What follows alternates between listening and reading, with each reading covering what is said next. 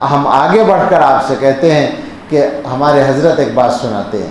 حضرت نے جن بزرگوں سے خاص طور پر استفادہ کیا ہے، ایک تو حضرت کے شیخ ہیں، ایک پہلے شیخ تھے حضرت مولانا سید زوار حسین شاہ رحمۃ اللہ علیہ، اور دوسرے جو شیخ تھے جن سے حضرت کو اجازت ہے حضرت مولانا غلام حبیب صاحب رحمۃ اللہ علیہ.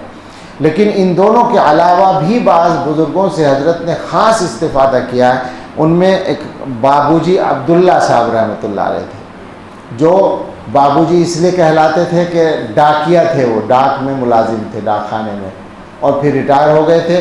ان کا جو گویا بزرگی اور تقوی کا معیار تھا وہ عجیب تھا. مستجاب الدعا شخص تھے. حضرت سناتے ہیں کہ جو دعا کرتے تھے، جس آدمی کے لیے دعا کر دیں کہ اس کو رسول اللہ صلی اللہ علیہ وسلم کی زیارت ہو جائے تو 3 دن میں ہو ہی جاتی تھی. یہ پکا تھا. چنانچہ حضرت یونیورسٹی میں پڑھتے تھے اور ان سے تعلق تھا، تو حضرت کے ساتھی جو ہیں وہ بہت سے حضرت سے کہا کرتے تھے کہ بابو جی کے یہاں لے چلو اور دعا کرا دو. ایک دفعہ حضرت سناتے ہیں کہ بہت سے لڑکے کہتے رہے تو ہم نے ایک دن پروگرام بنا لیا. وہ سب لڑکے مل کر 32 ہو گئے، یونیورسٹی کے لڑکے 32 لڑکوں کو لے کر ان کے یہاں پہنچ گئے اور ان سے جا کر بتایا کہ بابو جی یونیورسٹی کے اسٹوڈنٹس آئے ہیں اور آپ سے دعا کرانا چاہتے ہیں. تو بابو جی نے فرمایا کہ میرے پاس ایک ایک کر کے بھیجو. ایک آدمی آیا، اس کو دعا دی اور اس کو نصیحت کی، وہ چلا گیا. دوسرا آیا، وہ چلا گیا. اس طرح 32 کے ساتھ ہوا. بعد میں سب نے یہ بتایا کہ مجھے اس گناہ کے چھوڑنے کی نصیحت کی جو میرے اندر پایا جاتا ہے. ایک تو یہ ہوا.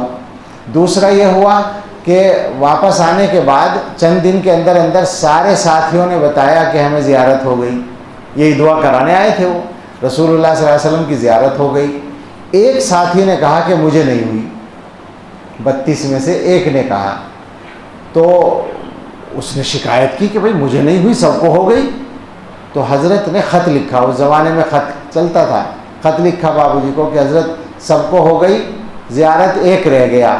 تو بابو جی نے جواب میں لکھا کہ تحقیق کرو، اس کا عقیدہ خراب ہوگا. بعد میں پتہ چلا کہ وہ شیعہ تھا. ایسی شخصیت تھی ان کی. وہ یہ فرمایا کرتے تھے، بس یہی سنانا تھا مجھے، لیکن بتانا تھا کہ کیسے آدمی کی بات ہے. یہ ظاہر ہے قرآن و حدیث کی باتیں ہیں، لیکن بزرگوں کی زبان سے اپنے انداز سے آتی ہیں تو ہمیں آسانی سے سمجھ میں آتی ہیں.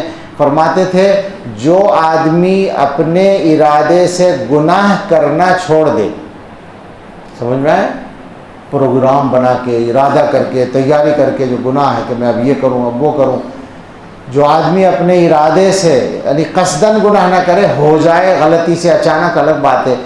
جو آدمی اپنے ارادے سے گناہ کرنا چھوڑ دے، اللہ اس کی دعا رد کرنا چھوڑ دیتے ہیں.